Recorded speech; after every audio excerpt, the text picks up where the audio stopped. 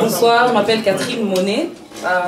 Ma question est de savoir, est-ce que vous avez un plan de coalition ou de rapprochement avec les autres candidats pour avoir une sorte de consensus ou un candidat plus fédérateur?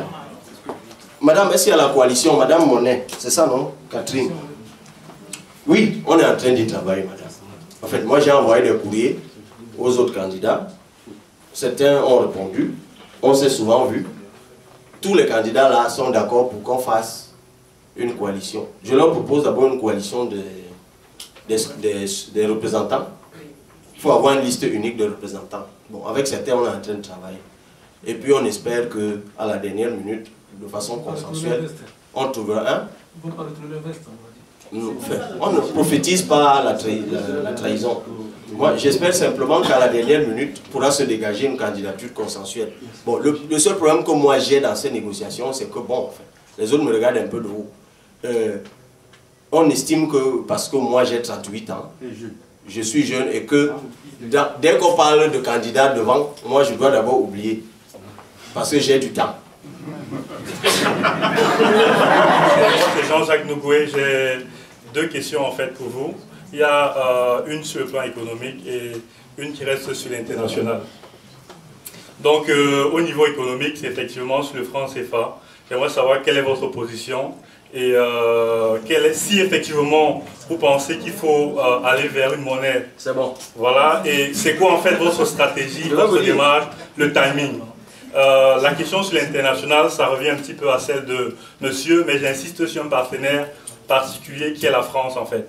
On connaît très bien les rapports de force qu'il y a aujourd'hui entre le Cameroun, la sous-région et la France, la sous-région qu'on appelle généralement le précaré. J'aimerais savoir, en termes de stratégie, quelle est votre position et comment est-ce que vous allez interagir en fait avec cet allié historique qui nous a suffisamment causé de problèmes en fait. Le CFA, monsieur Jean-Jacques Nougoué, c'est une question très importante. Je crois qu'il faut aller à la souveraineté monétaire. Et je vais très vite. Je considère qu'on peut sortir du CFA sur 10-15 ans. Pour être réaliste. Nous avons des problèmes de malgouvernance. Notre économie est tellement mal ficelée aujourd'hui que si vous faites en plus une sortie brutale du CFA, c'est que vous annoncez l'enterrement du Cameroun. Il faut reconstruire notre tissu économique pour que nous puissions avoir à terme une monnaie qui puisse supporter les chocs des fluctuations internationales. Pour le moment, ce n'est pas le cas. Donc il y a un travail interne qu'il faut commencer et qui nécessite aussi de discuter avec les autres. Parce que c'est bien de sortir du CFA, mais il faut entrer dans une autre monnaie qui nous permet de rester dans l'acquis d'intégration que nous offre déjà le CFA, en CEMAC et le CFA en zone UEMOA. Et nous pensons même qu'il faut élargir pour rester dans le rêve panafricaniste avec le Nigeria voisin. Il faut élargir à ce niveau-là. Ne faisons pas une fixation sur la France. Donc moi si j'arrive, première chose, je change d'abord le nom. Je propose aux autres États qu'on change le nom. Parce que CFA, ça me fait toujours penser à franc des colonies françaises d'Afrique. Ça c'est d'un. Deuxième chose, il faut rouvrir la négociation sur le traité de Fort-Lamy pour que nous revoyons à la baisse le taux de convertibilité qui est toujours à 50%. Je pense qu'on peut descendre aujourd'hui de façon réaliste à 30-25%. D'ailleurs, le président Macron l'a dit, les autres chefs d'État, c'est Macron l'ont dit. Je pense que c'est là qu'il faut davantage creuser. Moi, je préfère ne pas tomber dans le populisme, on va sortir du CFA, comme si c'est un truc, tu claques le doigt et puis ça se fait. C'est pas réaliste. Bon, on me le reproche, on dit qu'un homme politique dit aux gens ce qu'ils veulent entendre. Moi, je le fais pas. Et puis, pour la France, comme je le disais tout à l'heure, le seul problème qui peut s'opposer avec la France, c'est celui de la renégociation des accords coloniaux. Pour les accords léonins que nous vivons actuellement, ça tient à la légitimité du président. Le président actuel donne aux puissances ce qu'elles demandent parce qu'il leur est dépendant.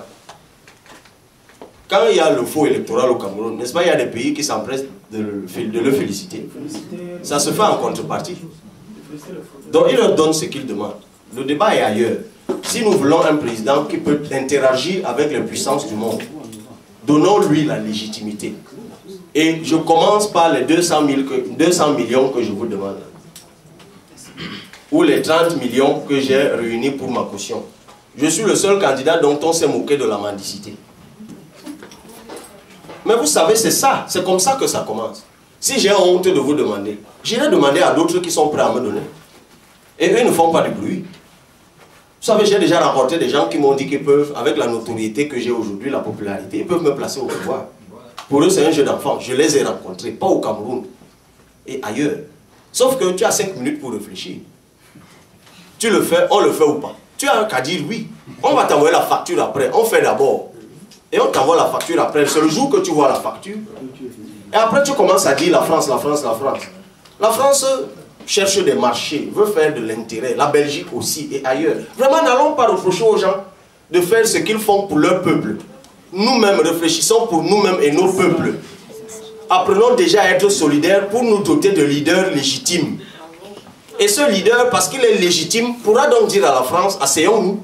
Vraiment, l'accord de 60, là, sur tel, sur tel, sur tel, et revoyons un peu ça. Pas pour chasser la France, hein. Juste pour entrer dans un nouvel accord gagnant. Gagnant. Parce que si tu chasses la France, tu vas avec qui? Vers un autre. C'est comme avec la monnaie, non? Vous savez, si nous créons une monnaie maintenant qui s'appelle Cabra, le lendemain, elle a adossé sur quoi? Sur une monnaie étrangère, qui est dans le panier de devises. Si ce n'est pas la livre sterling, ce sera l'euro, ce sera le Deutsche Mark, le renminbi chinois. Et vous aurez toujours une captation à la source pour le taux de convertibilité. Je suis allé, je l'ai dit ailleurs, au Ghana, à la Banque centrale du Ghana, pour étudier le fonctionnement du CEDI. J'ai découvert que dans le pays de Kwame Nkrumah, où il y a une monnaie, ils ont une économie sérieuse, une rigueur dans la gouvernance, ça fait qu'ils supportent les chocs, et puis ils sont adossés sur le dollar. Allez chercher le taux de convertibilité, ce n'est pas loin des 30% que je viens de vous donner tout à l'heure, qu'on peut renégocier tranquillement en revoyant le traité de Fort-Lamy sans avoir à faire des discours populistes. Donc moi pour la France, donnez-moi la légitimité, que ce soit, parce qu'il n'y a pas que des accords coloniaux avec la France, hein, et même les accords léonins. Je vous invite, et c'est Clotaire qui avait attiré mon attention là-dessus, allez voir les accords qu'il y a avec la Chine.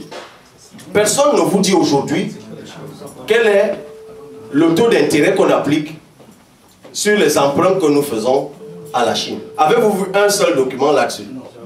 Ben moi j'ai vu un ou deux. Et sur plein d'emprunts aujourd'hui, la France est même préférable. Mais c'est des choses qui tuent. Je préfère m'arrêter là.